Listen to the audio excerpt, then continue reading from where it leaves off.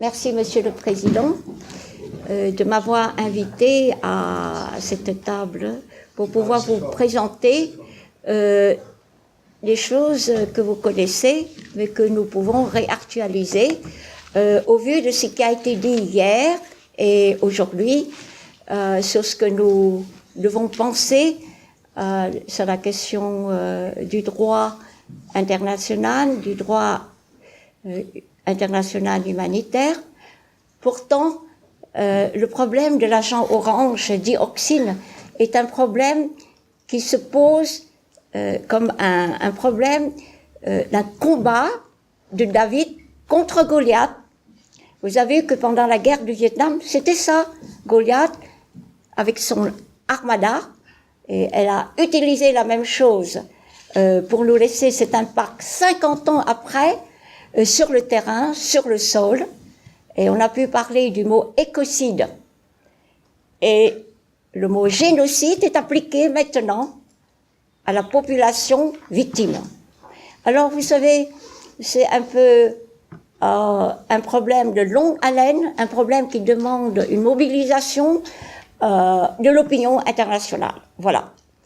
Et les victimes sont allées sur le terrain, aux États-Unis, après la fin du blocus, présenter leur plainte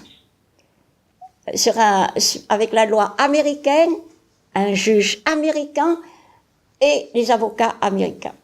Alors, comment peuvent-ils, ces gens-là, juger la souffrance, la chair, toutes les morts au fur et à mesure des années, sans donner raison à ces victimes, qui se battent pour le droit à la justice.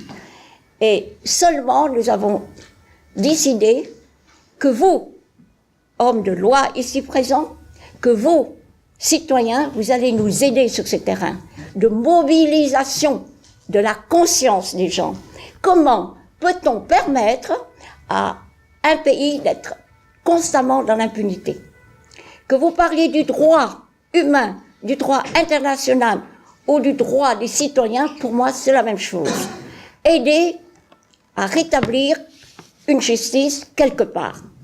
Et je voudrais seulement pas m'imposer et vous dire que tout ce travail de longue haleine, nous allons le faire. Et nous allons le faire jusqu'à ce que les victimes soient indemnisées, que les points chauds du pays, qui est encore la dioxine, soient nettoyés. N'écoutez la presse, les échos médiatiques, que ce que vous pouvez voir réaliser dans le pays même. Et au pays, quand vous y allez, vous voyez encore les forêts dévastées. Et quand vous allez voir dans les terrains de jeu actuellement, eh ben vous verrez, les gosses ne peuvent pas jouer comme la plupart des gosses dans le monde entier. Parce que, où il y a une bombe, à retardement quelque part, et tac, ça saute, ou il y a la dioxine, on peut pas boire de l'eau, on peut pas se laver, on peut pas nager dans les rivières, ou quelque part, vous avez peur. Et tout cela, je ne sais pas comment vous le communiquer, mais ce que je voudrais vous communiquer, c'est cette force que nous avons à lutter jusqu'au bout pour que la justice soit rendue. Vous vous rendez compte? On va donner 3 millions, je ne sais plus combien, de dollars. Et hier, quelqu'un qui avait vu le film avait dit que les États-Unis ont donné de l'argent aux agriculteurs pour sauver les vaches.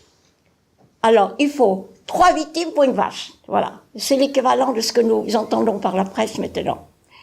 Ce qui était révoltant, c'est que ce problème, ça fait 50 ans. Nous allons, au mois d'août de cette année, avoir 50 ans. On va faire un concret pour dire, bon, qu'est-ce qu'on en fait de ces victimes qui se meurent tous les jours? Alors, toutes les associations, et la IJD a fait un colloque l'année dernière pour faire repartir cette disons, opinion internationale. Elle a quelque part un impact parce que au Vietnam, maintenant, on reconnaît VAVA, l'association pour la défense des victimes de l'agent orange comme l'interlocuteur principal pour défendre ce problème.